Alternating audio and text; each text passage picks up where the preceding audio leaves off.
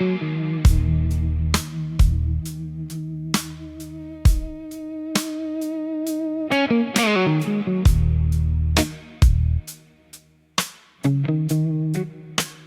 heaviest things I carry have no name. No diagnosis, no address, no one to blame. Just a weight I've had so long I forget it isn't part of me. The heaviest things I carry have no name, but they are free.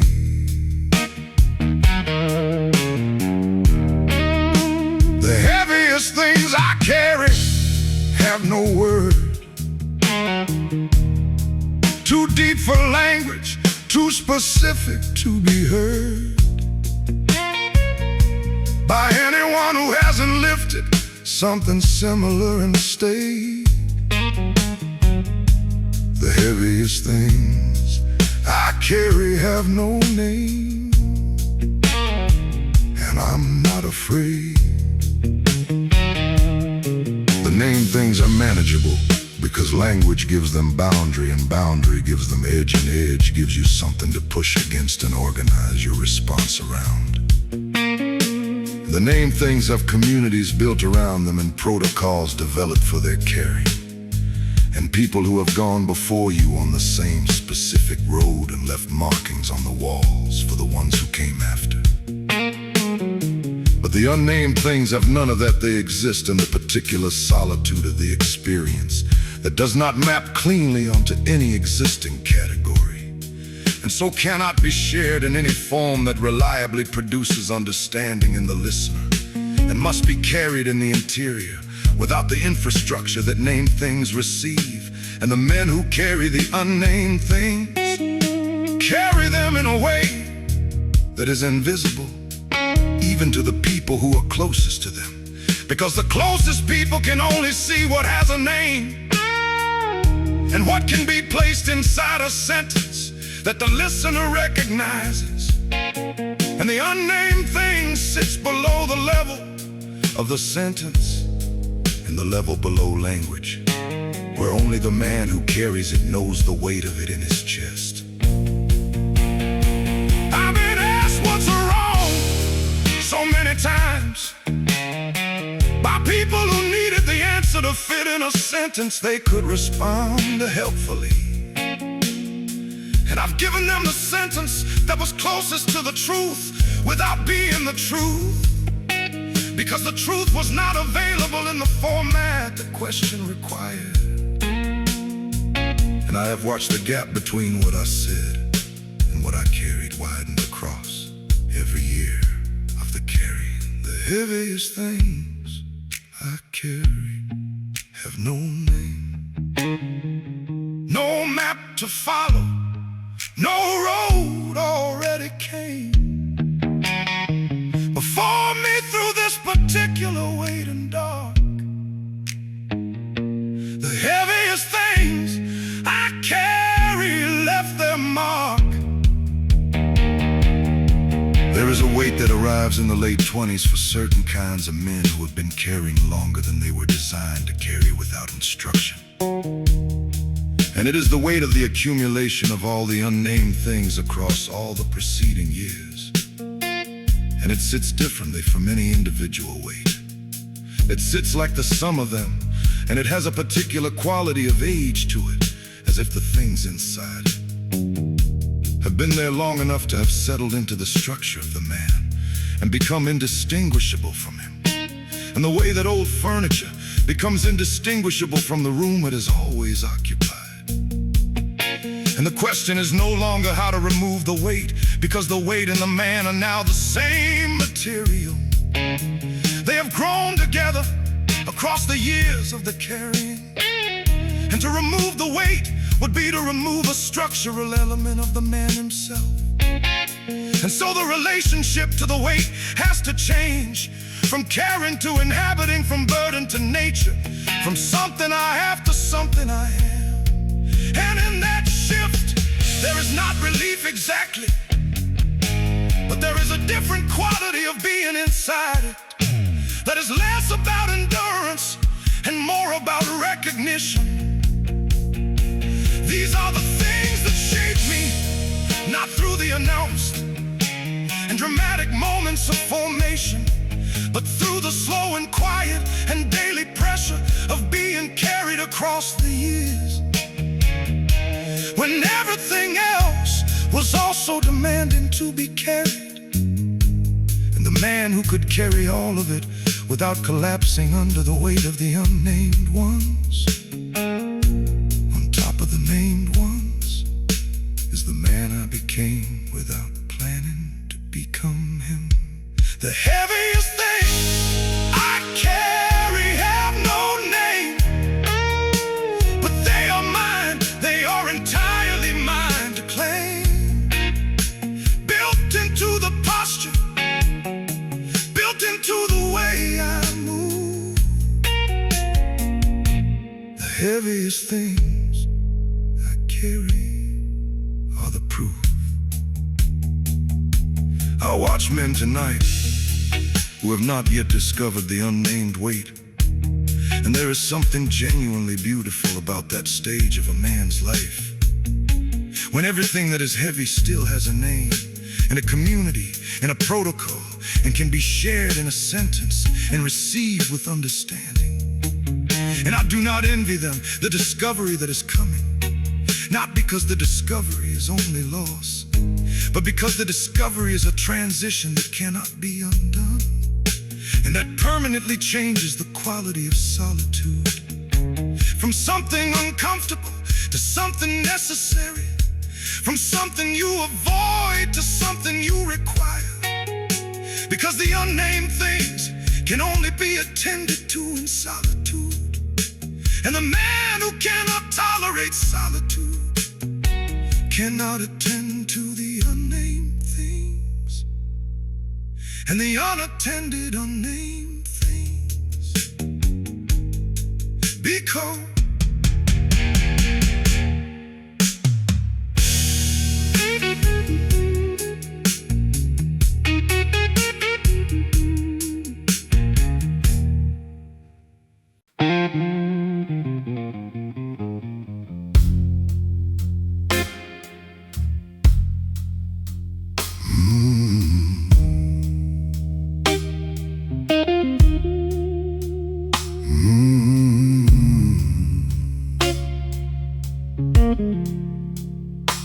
I carried the pain, it never carried me.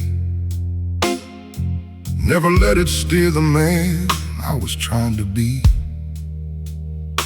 Never handed it the wheel, never gave it the road. I carried the pain,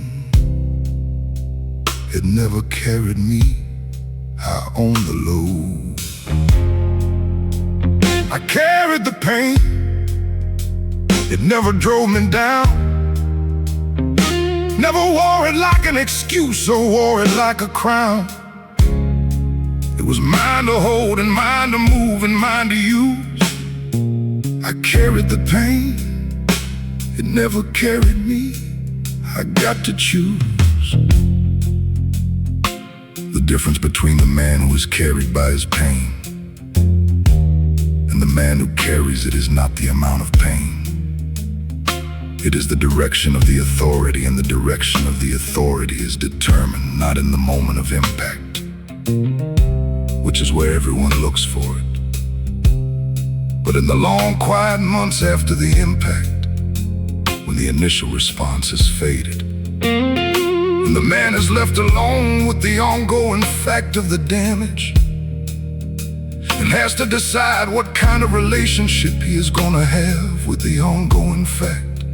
And there are really only two options available to the man in those months, which is to organize his life around the pain as a central fact that determines what is possible and what is not, or to organize his life around the work as a central fact, and to carry the pain as one component of the life that is organized around the work,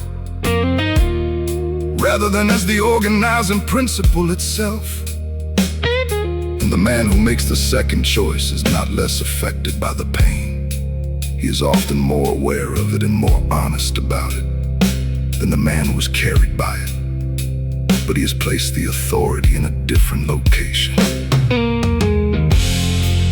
Every man I have respected carried something I could see in the way he moved through a room, not in the absence of the weight, but in the fact that the weight was behind him rather than in front of him, that he was pushing it rather than being pushed by it, that the direction of travel was still his to determine, regardless of what was in the load. I carried the pain, it never carried me, kept it in the back where it belonged and let me be the man in front of it, the man who set the pace. I carried the pain, it never carried me, I kept my place. There is a version of the strong man that the culture offers, which is the man who does not feel the pain. And I have never been that man, and I do not believe that man exists outside of the stories we tell about strength, which are almost always wrong in the details, even when they are right in the general direction. And the general direction is right, which is that a man should not be consumed by his pain. But the detail that the man who is not consumed by his pain does not feel it is wrong. And the wrongness of that detail costs men something real, because it sets an impossible standard, and the impossible standard produces shame in men who feel the pain fully and are still functional and still carrying it correctly. And the shame is not productive, it is just an addition to the load. And I would rather have the honest version, which is that the strongest men I have ever known felt everything fully and carried it anyway, without using the feeling as a reason to stop carrying. Feeling it completely and being consumed by it are not the same thing.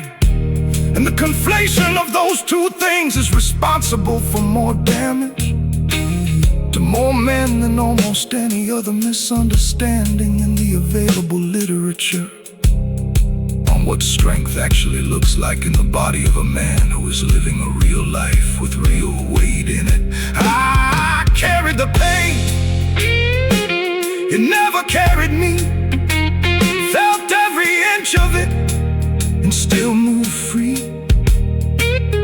still chose the direction, still set the speed. I carried the pain, it never carried me, that was the creed. Tonight the pain is present, the way it is always present, which is not loudly and not dramatically, but as a background reality of this body that is absorbed what this body is absorbed. And my relationship with it is one of acknowledgement without surrender, which is the only relationship with pain that produces a man who can still be useful and still be present and still be the person that the people around him need him to be. And I have maintained that relationship across every test. The years have provided, not because I am exceptional, but because I understood early that the alternative was to become a man organized around his damage. And I had seen what that man looked like, and I did not want to be him. And the not wanting was strong enough to produce the practice, and the practice produced the man. The pain is part of the load, and the load is part of the man. And the man is defined by what he does with the load, not by the weight of it, because the weight is not in his control, but the doing is. And the doing is everything. And the doing, I own the load. I carried the pain, it never carried me. I own the load. I carried the pain, it never drove me down.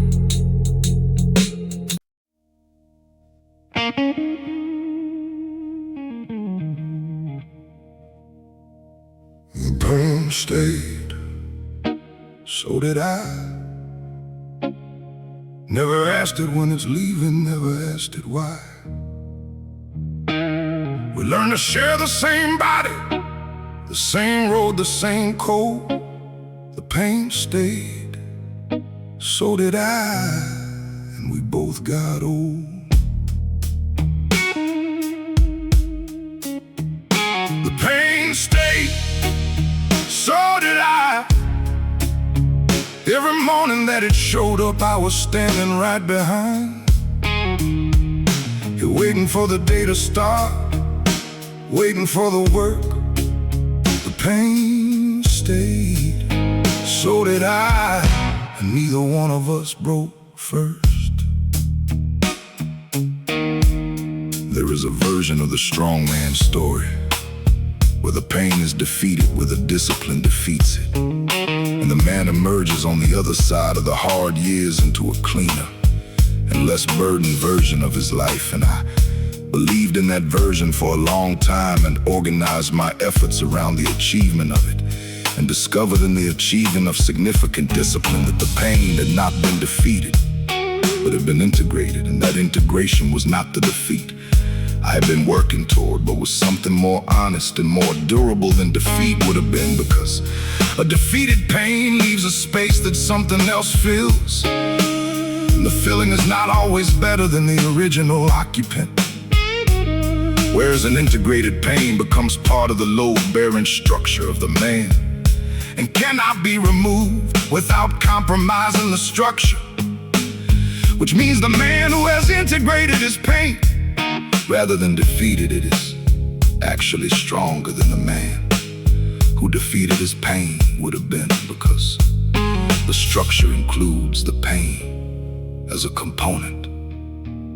We reached an understanding in the years when I stopped fighting what I could not remove. Stopped spending energy on the resistance and started spending it on the forward move. The pain was gonna be present, and I was gonna be present, and the question was only what we built together in the years we both inhabited the same man. The pain stayed, so did I. We walked every road together under the same sky. It taught me things that comfort never could have reached. The pain stayed, so did I, and neither one of us retreated. My relationship with pain changed in the year I turned 34 in a way that I did not engineer deliberately, but that arrived through the exhaustion of the previous approach, which was to treat the pain as an opponent to be defeated, and to measure my progress by how little I was affected by it, and to interpret being affected as a failure of the discipline rather than as evidence that I was still in contact with the full reality of what I was carrying. And the exhaustion of that approach produced a different approach, which was to stop treating the contact as failure and to start treating the contact as information, and to use the information in the way that a craftsman uses the resistance of difficult material, which is to say as guidance about where to apply pressure and in what direction and with what tools, and this produced in the years following a relationship with the pain that was not comfortable but was functional in a way the adversarial relationship had never been. Comfort and pain are not opposites in the life of a man who has decided to carry what he carries. They both present and both real, and both informative and both available as material. The man who can hold both simultaneously without being destroyed by the tension between them, has developed the most important capacity available to a human being. The pain stayed, so did I. Learn to move with it rather than deny. Learned its schedule and its texture and its weight. The pain stayed, so did I. Neither one of us too late. Tonight the pain is present, the weight is always present, which is to say, not loudly, not dramatically, not in a way that announces itself to the room, but as a background fact about the physical and emotional reality of this body that has been through what this body has been through. And I sit with it the way I have learned to sit with it, which is without resistance and without surrender, in the particular middle ground that only becomes available to a man who has stopped treating the pain as an emergency and started treating it as a companion, neither welcome nor expelled, but acknowledged and integrated into the daily operation of the man who contains it. And from that middle ground I can be fully present in the room, fully functional in the world, and fully available to the people who the people meet, without pretending the pain is not there, which would be dishonest, and without being consumed by it, which would be useless.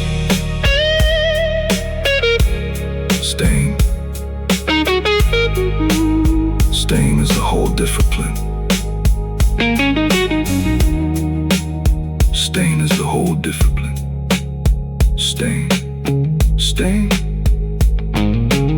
Staying is the whole discipline.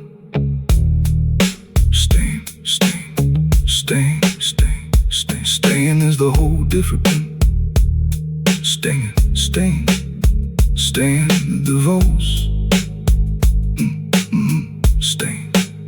Staying, the pain stayed, so did I. Never asked it when it's leaving, never asked it why. We learned to share the same body, the same road, the same code. The pain stayed, so did I.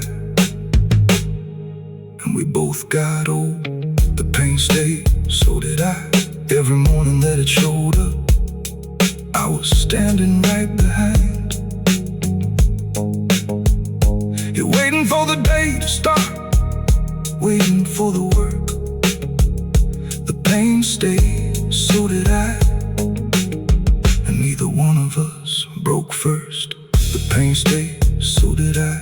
Never asked it when it's leaving, never asked it why. We learned to share the same body, the same road, the same code. The pain stayed, so did I. And we both got old. The pain stayed.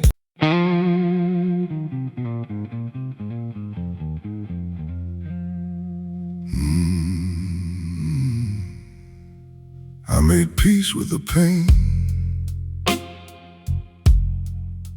not peace with stopping, not the peace of the finished man, not the peace of dropping every burden and walking into the easier version of the road. I made peace with the pain,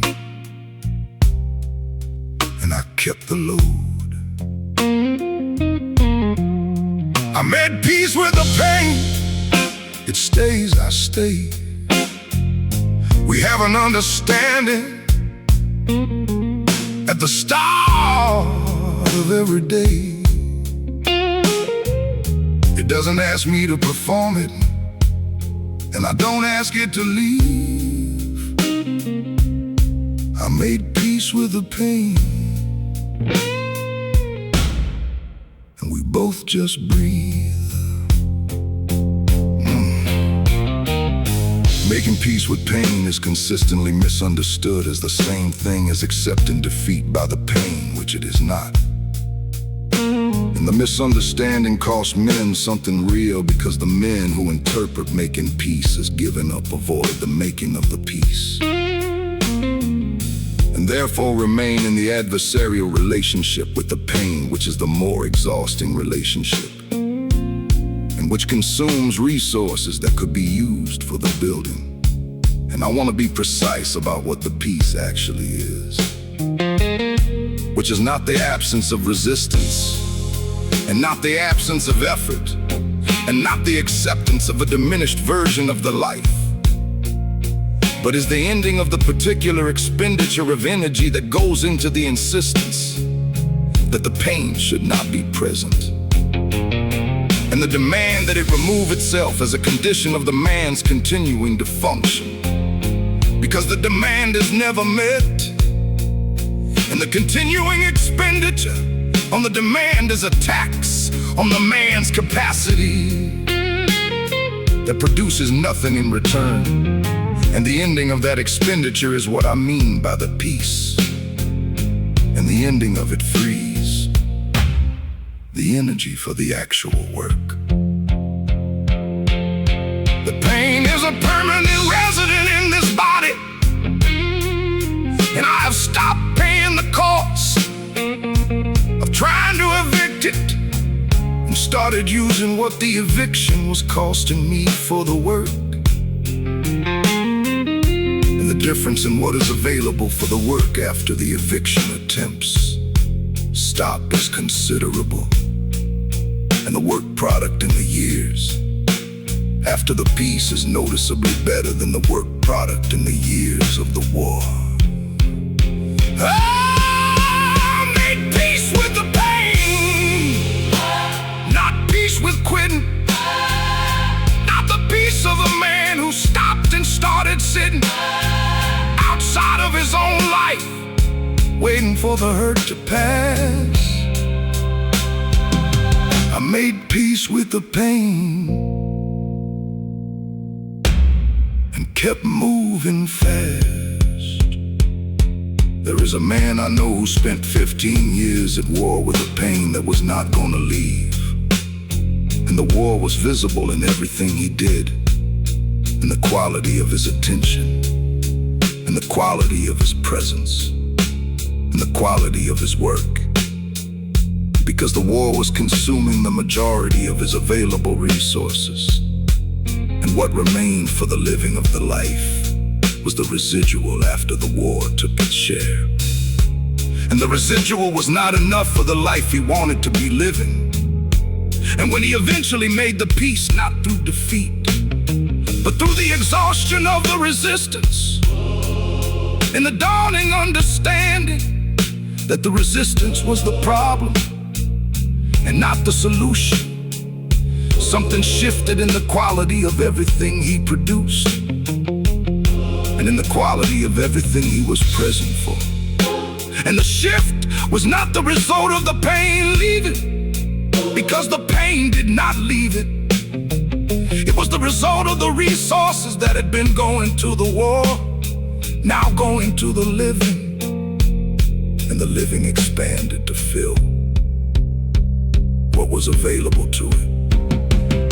This is the peace I made, and I made it not once, but every time the war started again, which was often in the early years, and less often as the years continued, and the peace deepened from a decision into a habit, and from a habit into the structure of the man. I made peace with the pain. It's been here long enough. We know each other's schedules, we know each other's stuff. It shows up in the morning, and I'll show up too. I made peace with the pain. There's work to do. Tonight the pain is present, and I am present, and the room is present, and everything is exactly as it has been on every comparable night across the years. And the peace is holding the way it holds every night, which is not dramatically and not triumphantly, but quietly and practically in the way that all the real things hold, which is through the accumulated practice of choosing the peace over the war. Every time the war becomes available, which it continues to do, and the choosing is less effortful now than it was in the beginning, but it is not effortless. And I do not expect it to become effortless. And I do not require it to become effortless. I only require that the peace continue to be the choice I make. And it continues to be the choice I make. And the making of it every day is the discipline. And the discipline is the man. Making peace with pain does not mean making peace with smallness. And it does not mean making peace with limitation. And it does not mean settling for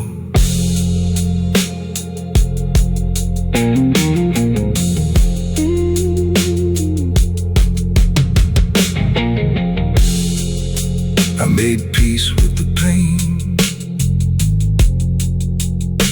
and I kept the load.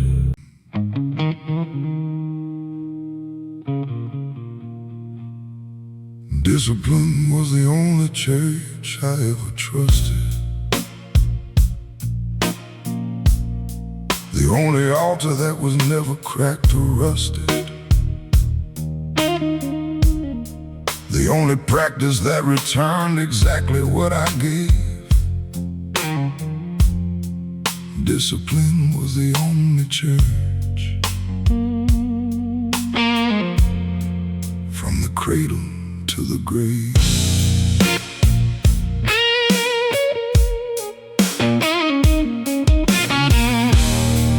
Discipline was the only sermon that held true,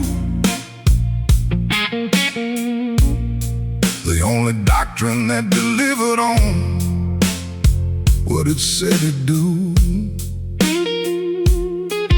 Every morning at that altar I arrived alone. Discipline was the only church that I could call my home. I was raised in the presence of institutions that claimed to offer the man who committed to them fully the kind of structural support that would hold regardless of what arrived in the personal life of the man who had placed his faith in them. And one by one across the years, those institutions demonstrated the conditionality of their support, which was always contingent on the man's continued performance of the loyalty they required, and not on the man's actual need.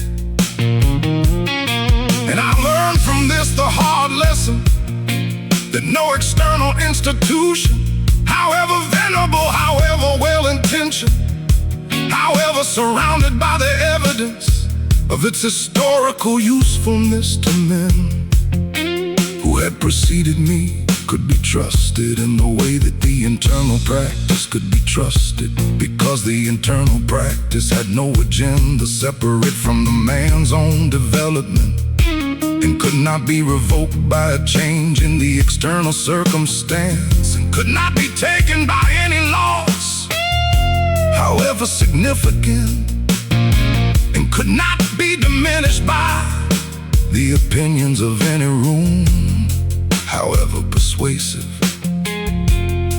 And I transferred my faith accordingly,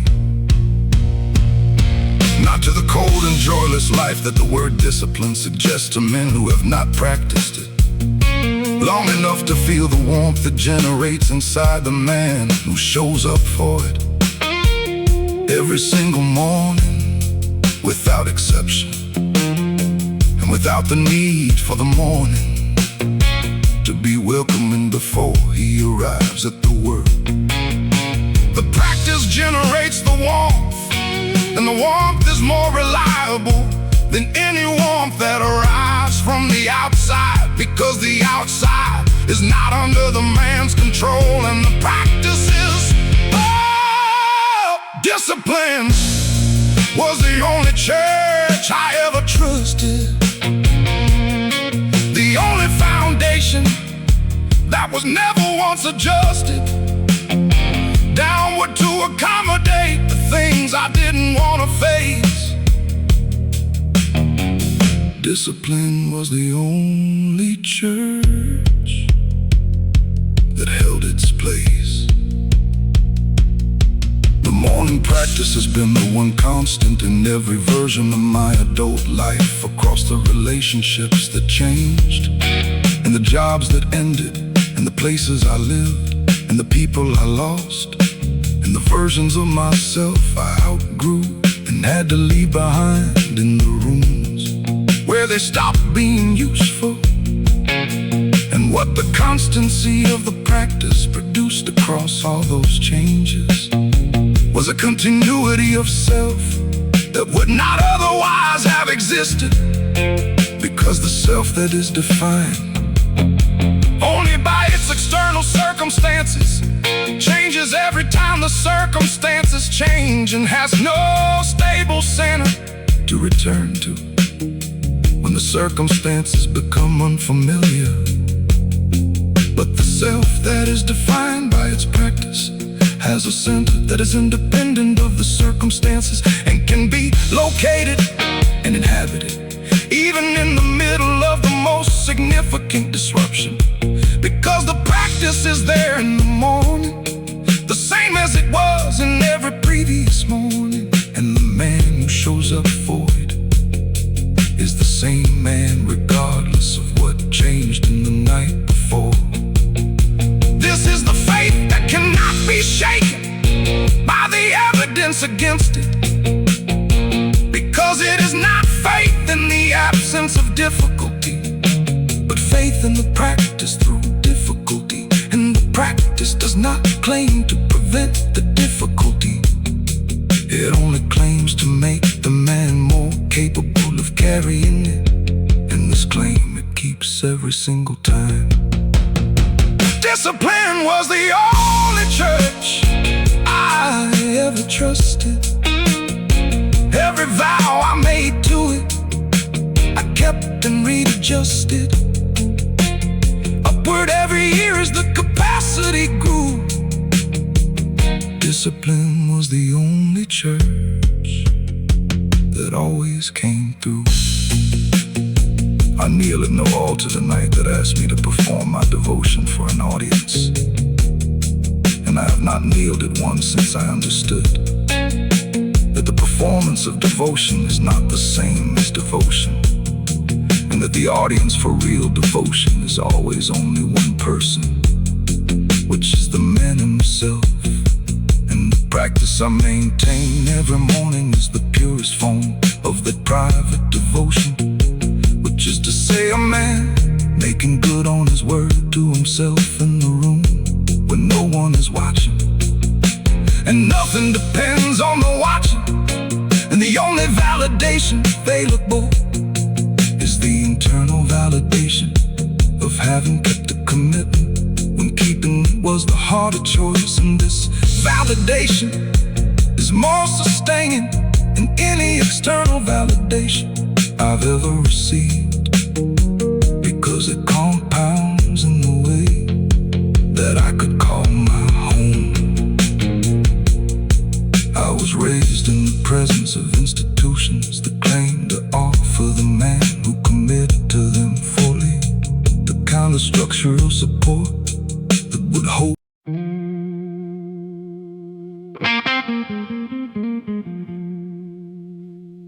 Every hit made me harder, not bitter, not cold to the bone, not a world-hating quitter, just harder in the places where the softness used to live. Every hit made me harder, bitter, and I still give. Every hit made me harder, not mean, just more precise about exactly what things mean. More measured, more deliberate, more clear about the cost. Every hit made me harder, not bitter, never lost. The difference between harder and bitter is a direction, and the direction is determined by where you aim the pressure that the impact produces, because every serious impact produces pressure, and the pressure has to go somewhere. And the man who aims it inward at the world and at the people in it, and at the general unfairness of the distribution of difficulty in human lives, becomes bitter.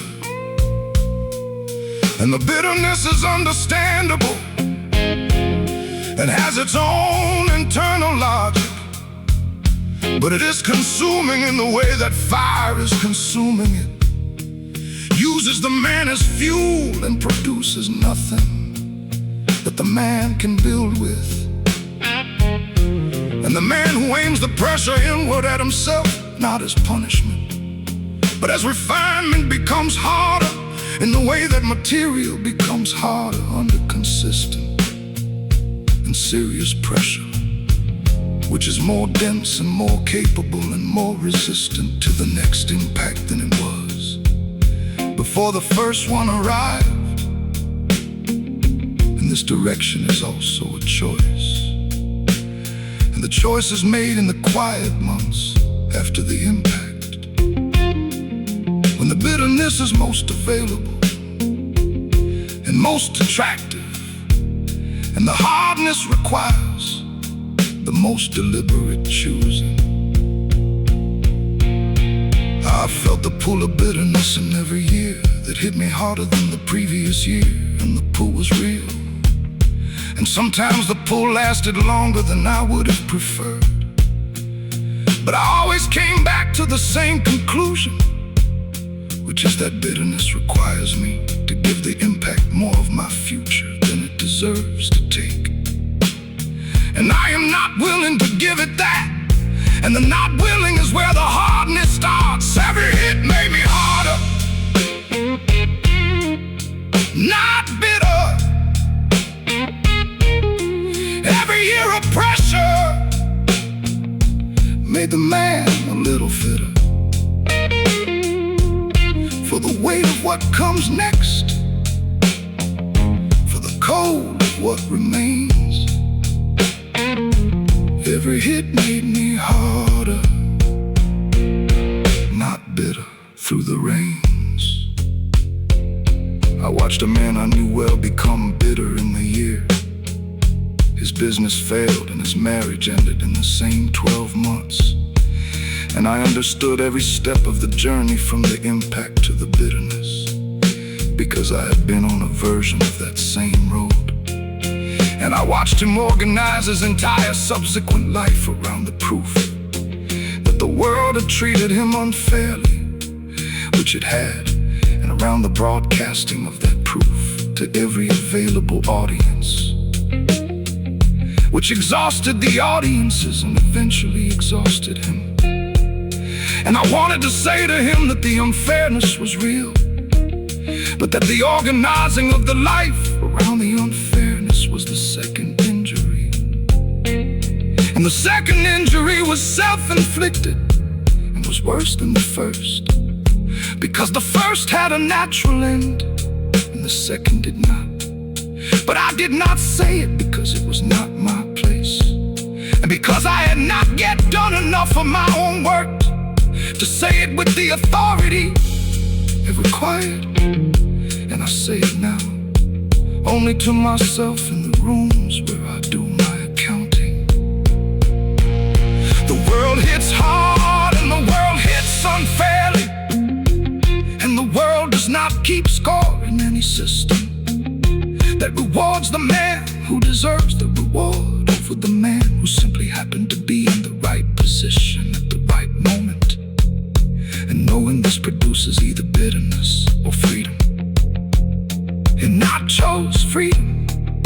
which is just a decision not to require the world to be fair before I continue building. Every hit made me harder, not bitter. Every impact sharpened something deep within the fitter version of myself that only pressure can produce. Every hit made me harder, not bitter. I'm no longer loose. The man I am tonight has been hit enough times to have a detailed and accurate map of what he is made of. And the map shows material that is denser in the places where the hits landed and less dense in the places that have not yet been tested. And I look at the less dense places not with fear, but with the particular curiosity of a man who knows from experience that the testing of the material is not the end of the material. It is the improvement of it. And I sit here with the full weight of every hit I have absorbed, integrated into the structure of the man. And I feel the density of the years in my posture, and in the way I hold the glass, and in the way I watch the room. And none of it is bitterness, and all of it is information. And the information is this: that the hits were the making of the man, and the man would not be worth the name without them. Harder is not the same as closed it. Is the same as capable of more than before.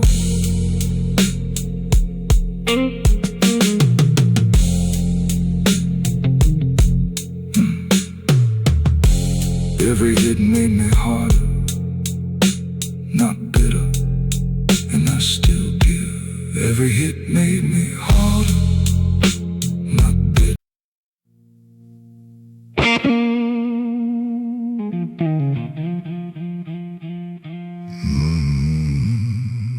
Pain didn't break me, it gave me my structure. Every wound I survived became the frame of my future. Every night I almost didn't make it, laid the bone. Pain didn't break me, it built me into stone. Pain didn't break me, it gave me my shape. Every loss I absorbed became the thing I can't escape, the thing that holds me upright when the easy versions fall. Pain didn't break me, it built the strongest wall.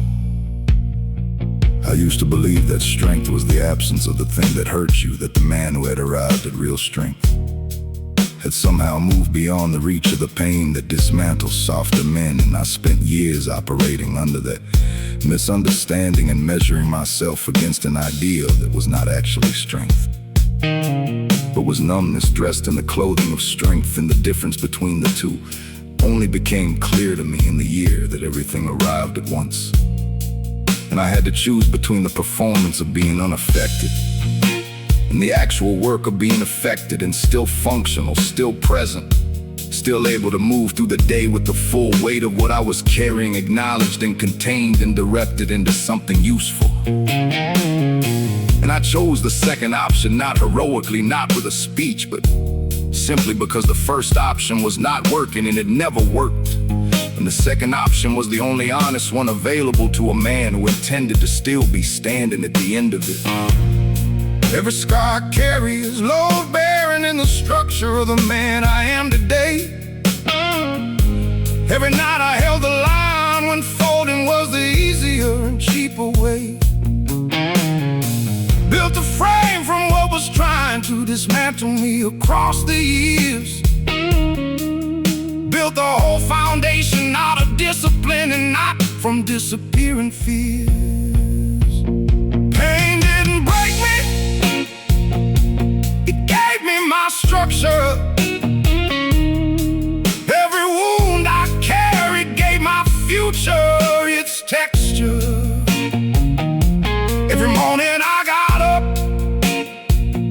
staying down was free. Pain didn't break me, it built the man you see. The year my father got sick, I was already carrying things I hadn't named yet. And the addition of that particular weight to the existing weight produced a pressure that I had no framework for, and no preparation for, and no community around. Because the men in my life were also carrying, and also silent, and also moving through their days with the same management strategy, which was to keep moving and to not examine the weight in any way that would make it heavier by the examining. And I adopted the same strategy. Not because it was wise, but because it was the only strategy available in the tradition I came from. And what I discovered in the adopting of it was that the strategy produced something in the man who practiced it long enough that was not the absence of the pain, but was the integration of the pain into the functioning of the man, until the pain and the functioning were the same thing, and the discipline that had held the line in the carrying became structural. In a way I could not have designed intentionally. It was designed by the pressure itself over the years of the carrying. This is what they don't tell you about the men who carry everything without a word. That the carrying itself is the construction, and the silence is the method, not the wound. That what looks like endurance from the outside is architecture from within. That the man who carries longest builds the deepest and most permanent discipline. Pain didn't break me, it gave me my structure. Every year of pressure made my frame grow rougher and stronger and more able to absorb what comes. Pain didn't break me, pain is where I'm from. Tonight I understand something about myself that I could not have understood in the years before the pressure. And the understanding is this, that I am not strong in spite of what I have been through, but because of it in the literal structural sense, that the beams inside this man were shaped by the years of load bearing, and would not have the density they have without the load. And this is not a consolation. It is an accurate description of the mechanics of how a certain kind of man is made, which is not through the granting of strength as a natural endowment, but through the application of consistent and serious pressure over years, long enough for the material to change in response to the pressure, and become something that holds more than it could hold before the pressure was applied. And I would not trade the pressure for the easier version of myself that would have existed without it, because the easier version would not have been able to hold what needs to be held in this life that I am responsible for.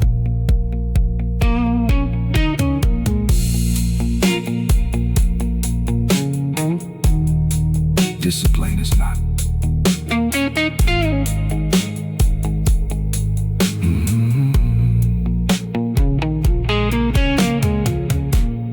Discipline is not.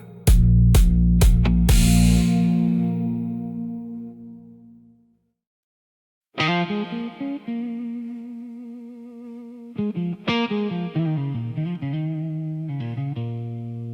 heard every day, and I still showed up.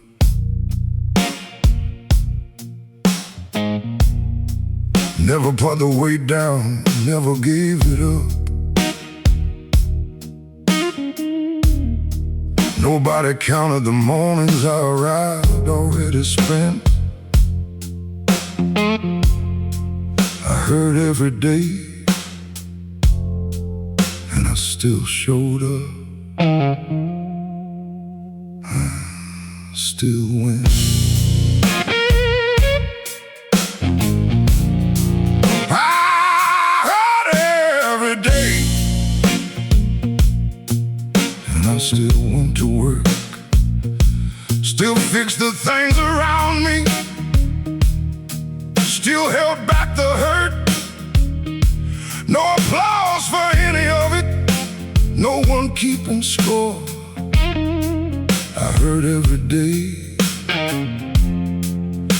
I still showed up for more.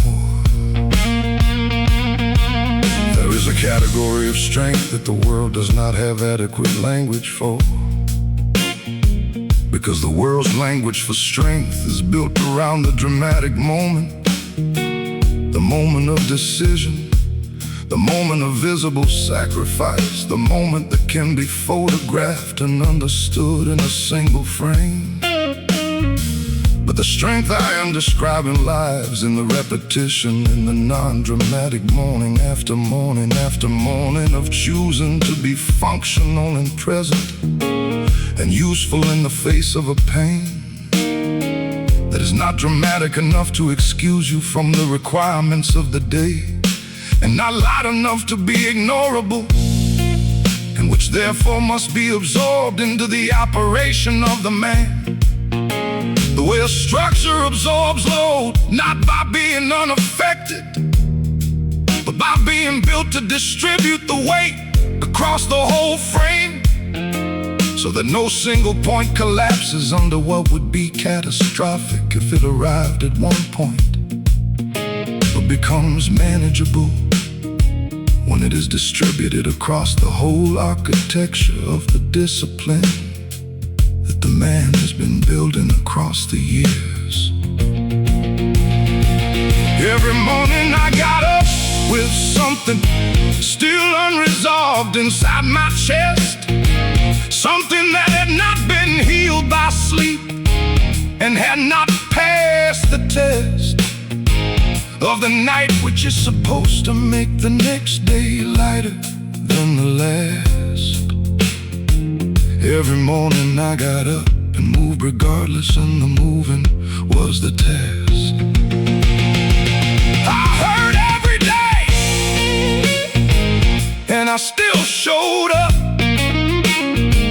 Poured everything I had into an ordinary cup of a life that didn't pause to ask if I was fine.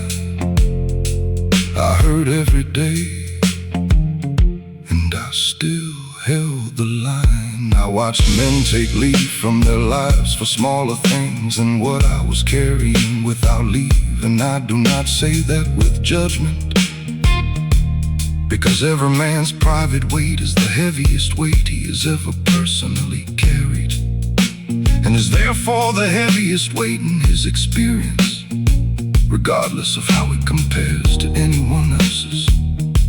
And I watched them, and I understood the impulse, and there were days I felt the pull toward the leave myself, toward the permission to stop performing the fire, and to simply be the not fire, in the way that the not fire actually feels, which is not dramatic, but is persistent and grinding, and requires a quality of management that is itself exhausting on top of the thing being managed.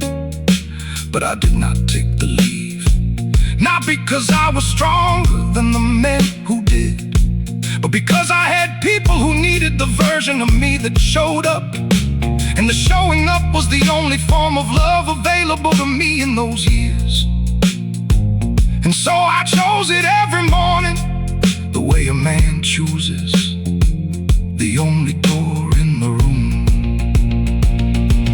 Not because the hurting stopped, it did not stop, it is still present as I speak. Not because the mornings got easier, some mornings were the hardest of the week, but because the choice to show up regardless became the thing I am. The choosing is the discipline, and the discipline is the man. I heard every day, and I still showed up, still fed the people counting on me, still filled the cup of what the day demanded, regardless of the cost. I heard every day,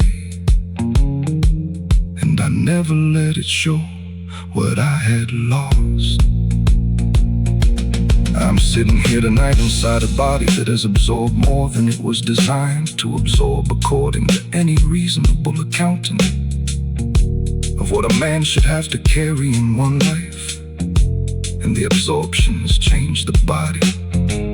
The way that years of weather changes the surface of a building, not by destroying, but by revealing in the surface the history of everything it has survived. And I wear the years in my posture, and in the particular way I move through a room, which is not the movement of a man who has been untouched, but the movement of a man who has been touched by everything and has continued anyway. And that continuation is the whole story, and it is not a story of triumph in the way triumph is usually described, but it is a story of the daily refusal to be finished by what is happening, and the daily choice to be useful to the people who depend on the man inside this body to keep arriving regardless. The pain was never the enemy, and I still showed up. I hurt every day, and I still showed up. Not because I hurt every day, and I still showed up. I hurt every day, and I still showed up.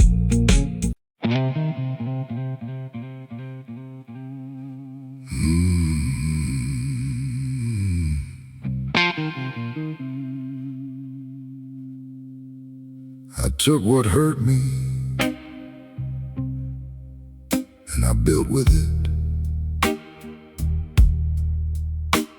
Every broken thing became a tool I could lift.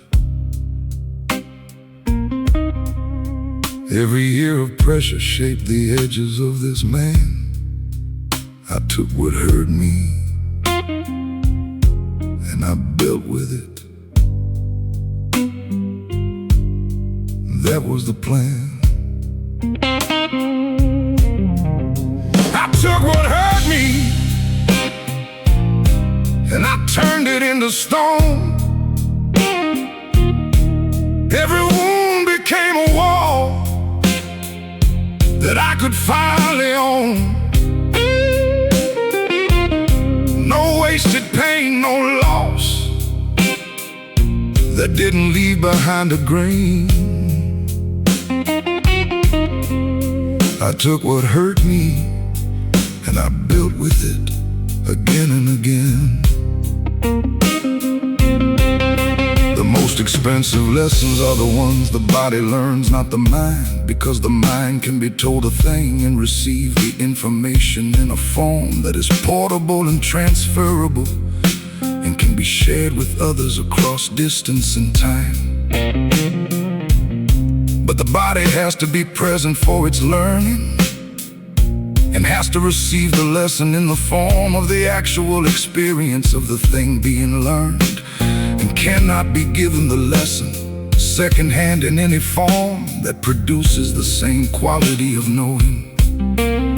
And so every hard year I have lived has produced in the body a knowledge that no easier year could have given me. And this knowledge is not pleasant to have acquired, and was not sought voluntarily, but having been acquired, it is the most reliable thing I own, because it was paid for, and the only currency the body accepts, which is the direct and unmediated experience of the thing itself. And the man who is paid in that currency for his understanding of what he is capable of has something that cannot be taken from him by any subsequent change in circumstance. Nothing I was given taught me half of what the taking taught me when the taking came. Nothing given freely produced a density that came from what arrived without my name on the invitation, and without my consent, and had to be received and processed and transformed into something I could use, because the alternative was to be permanently deformed.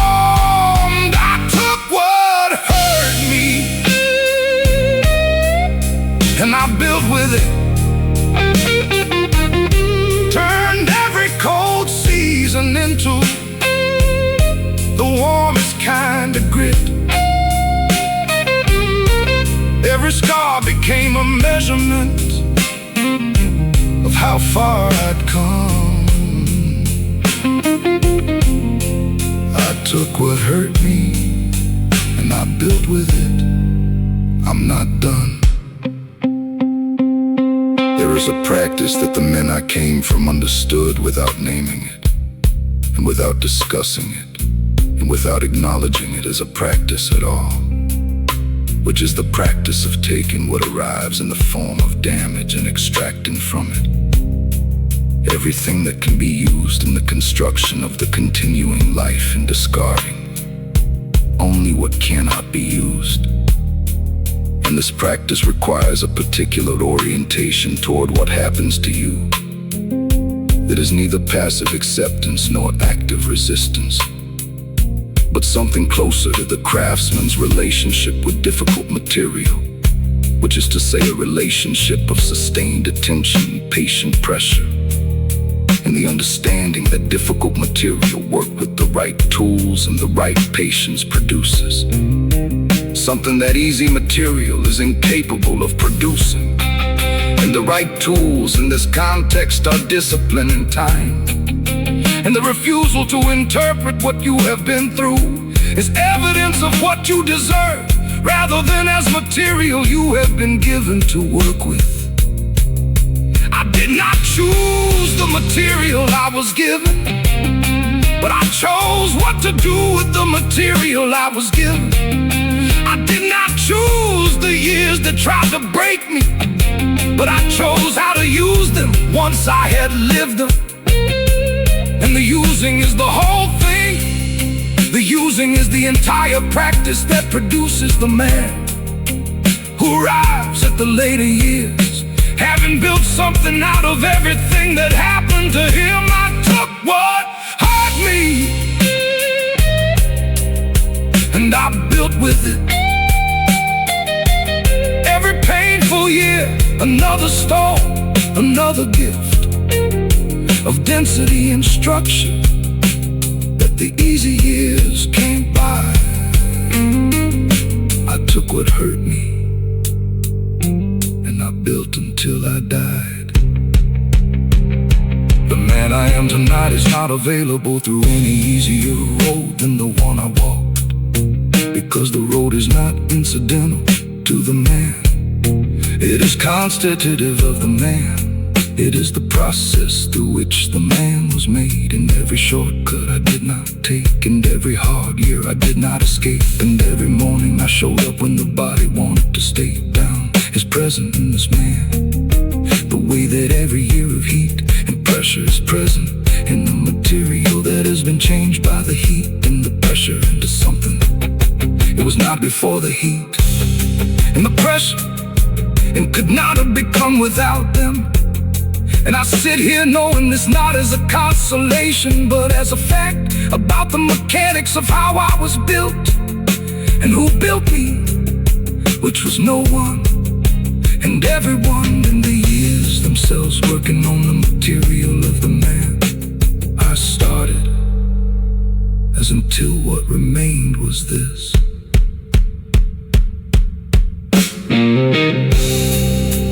Building with pain is not a metaphor. It is a literal description of the process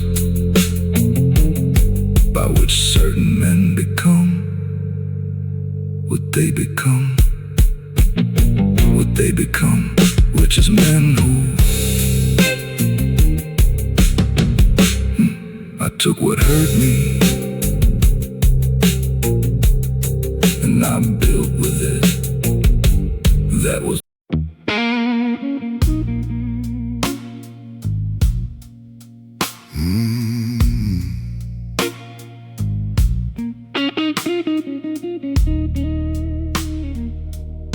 when everything fell apart. I chose discipline, Not the bottle, not the anger, not the giving in, not the version of myself that burns the whole thing down. When everything fell apart, I chose discipline, I chose the ground. When everything fell apart,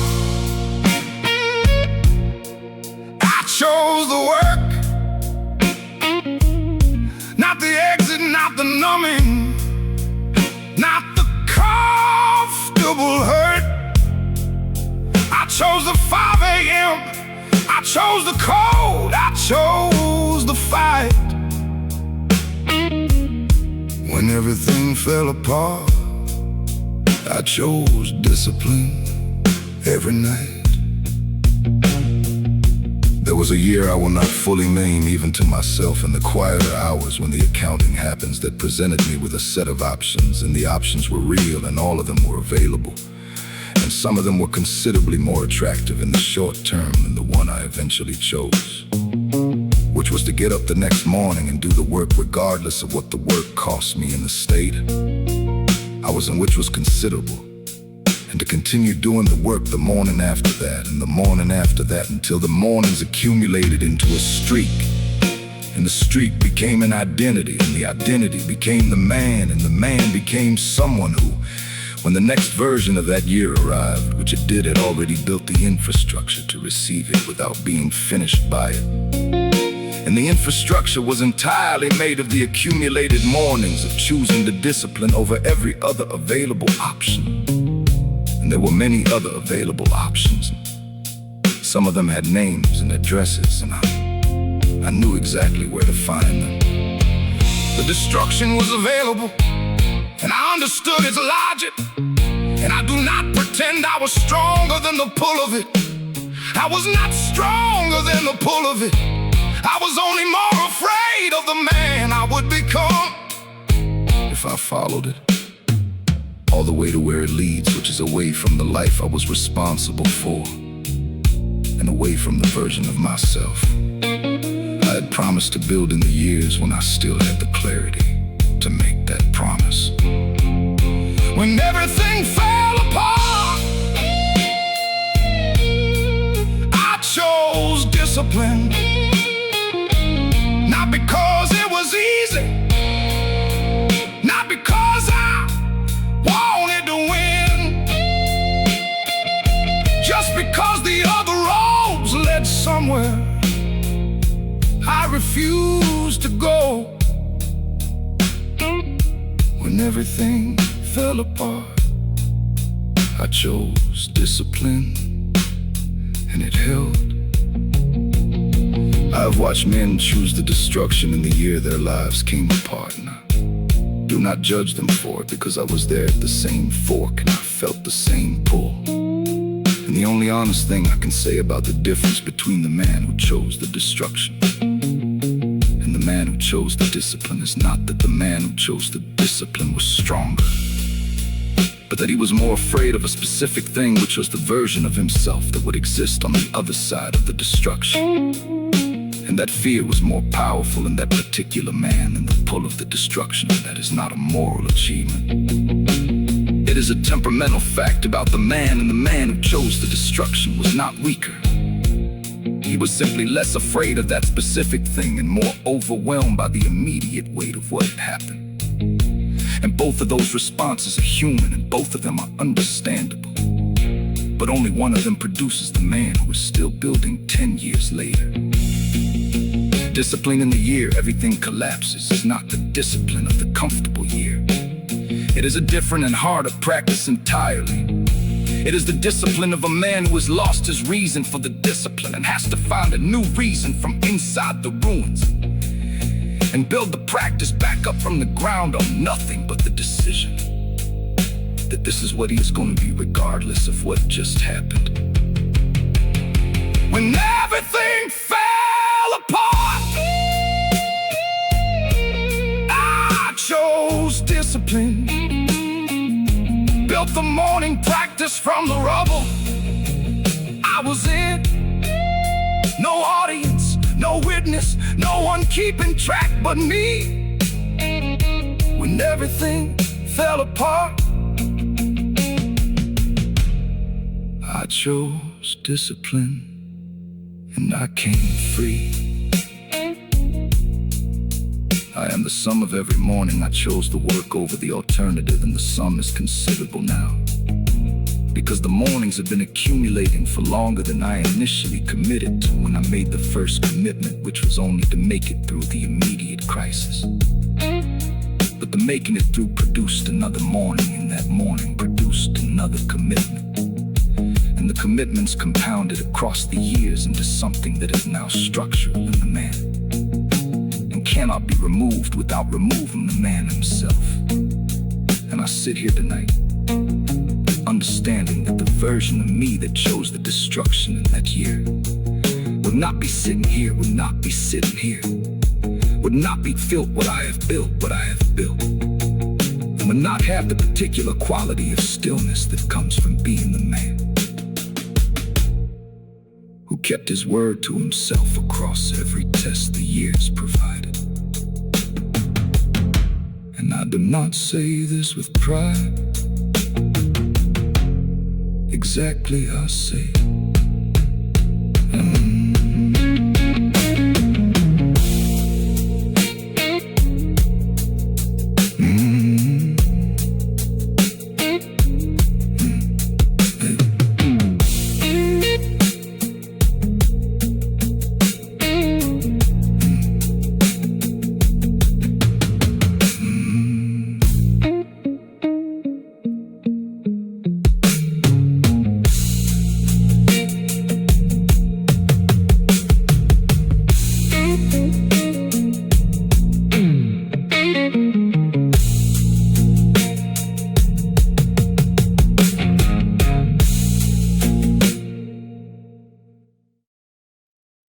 When everything fell apart, I chose discipline. Not the bottle, not the anger, not the giving in.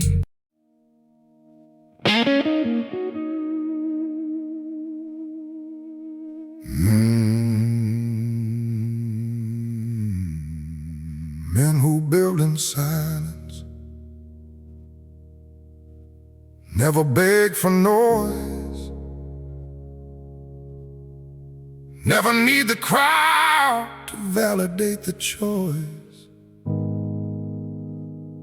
never need the headline or the name above the door. Men who build in silence always build for more.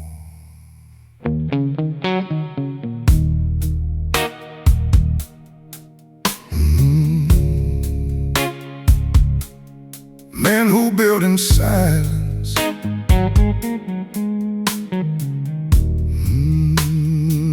men who build in silence, let the structure speak.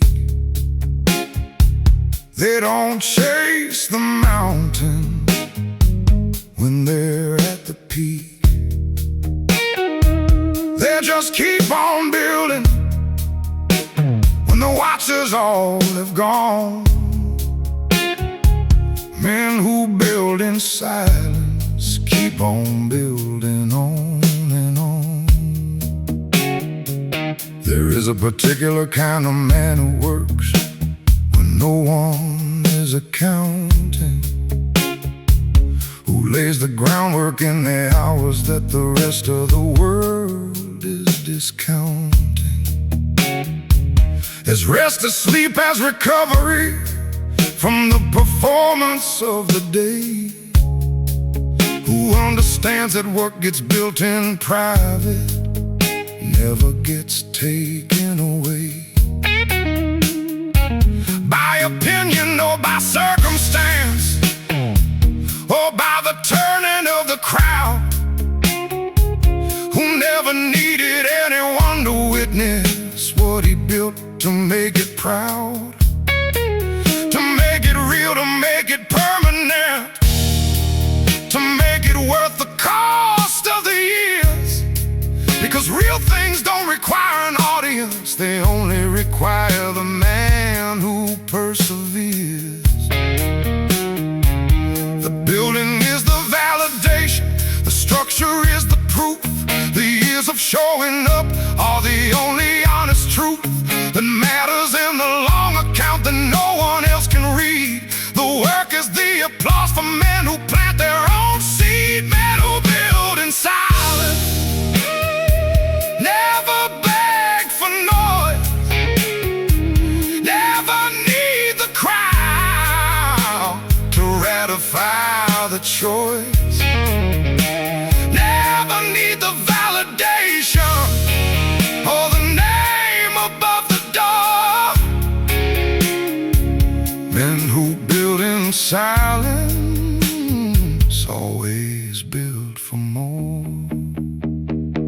My great uncle built a business from a truck and $30 in a town that didn't want him there, and made sure every door came down.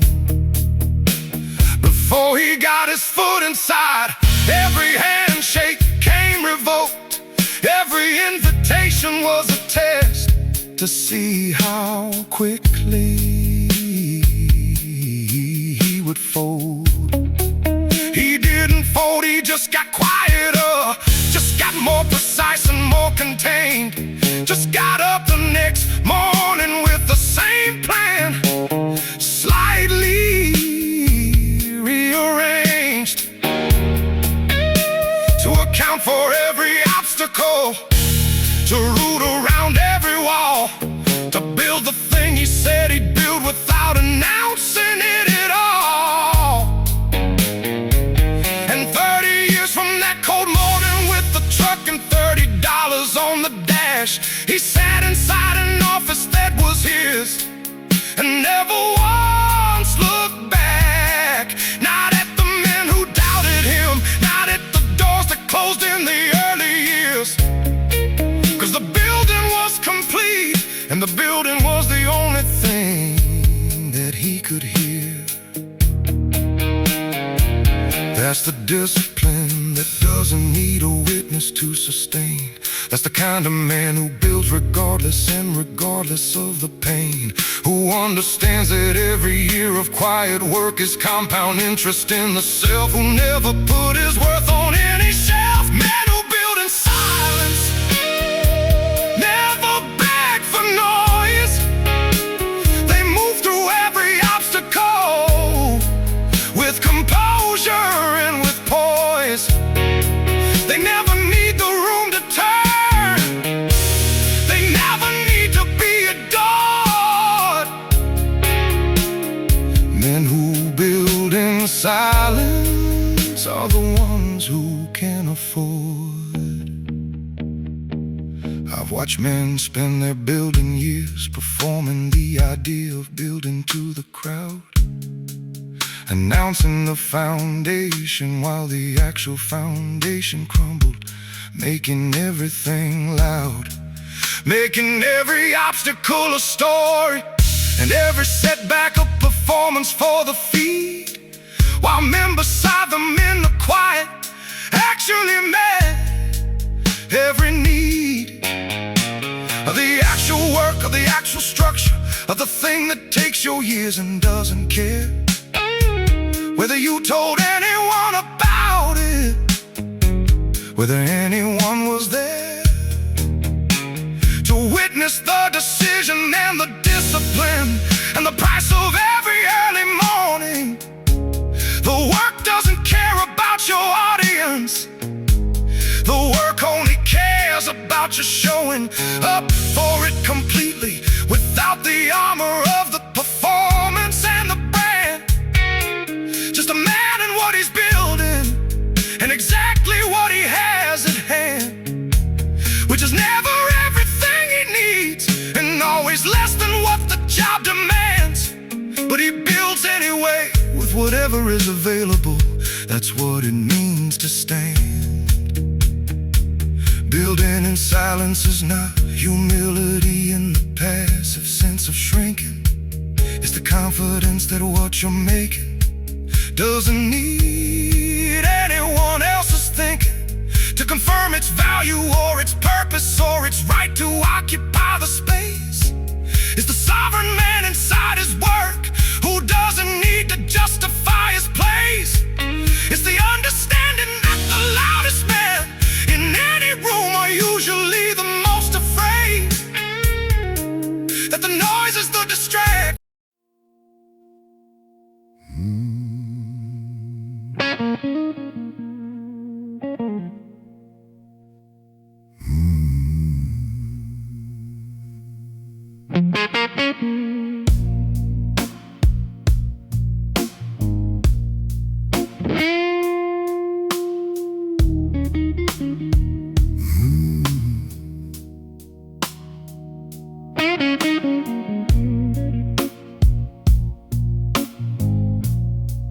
Every scar I carry has a date, has a name.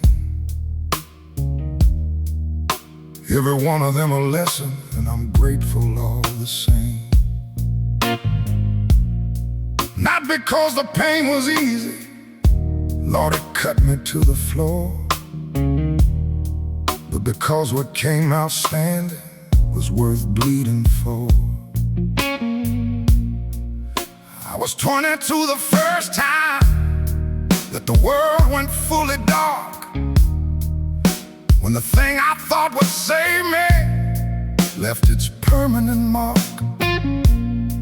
But I rose not because I wanted, not because I knew the way. I rose because the floor was cold and I had things to say. Not to the world don't care. Not to the crowd, they weren't there. They weren't there, they weren't there.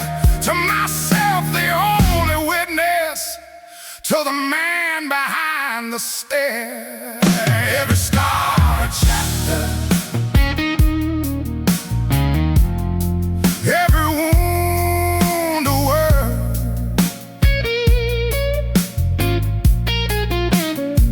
every scar a chapter in a book the world never heard.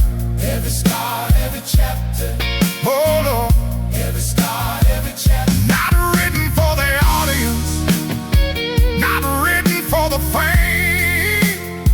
Every scar, a chapter in the book that bears my name. I was 31 the second time, when everything fell through. The business and the woman and the version of me I knew. I sat in an apartment with the boxes on the floor, counting what I had left and what I'd walked out for. And what I had left was nothing that the outside world could weigh, but something deep inside my chest that chose to stay. That stubborn ancient furnace that is never fully cooled, the one that my grandfather had, the one that couldn't be fooled. He sat in rooms like this before, like this before. He sat in cold and dark before, and he rose not because it got easier, but because he had a core. Every star a chapter, every wound a word, every scar a chapter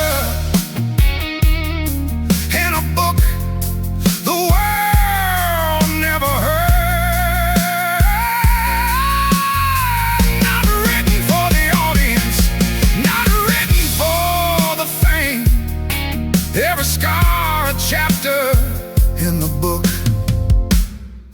bears my name. There's a scar above my collarbone from 1999. There's a scar inside my chest from a different kind of time. There's a scar behind my eyes that only certain light reveals. There's a scar inside my silence, that's the one that never heals. Not the one that kills you, just the one that tells you true, that the man you were at 20 has been making room for you, for the man you would become, through the losses and the cost, for the man who counts what's left instead of what he lost. I've met men who wore their wounds like trophies on a shelf, who needed every room to know the story of their self. And I understood the impulse. Lord, I had it once before the years taught me to carry without keeping score. Now I wear my scars the way a suit is meant to fit, close enough to feel them, but not loud enough to sit at every table as the story that precedes the man.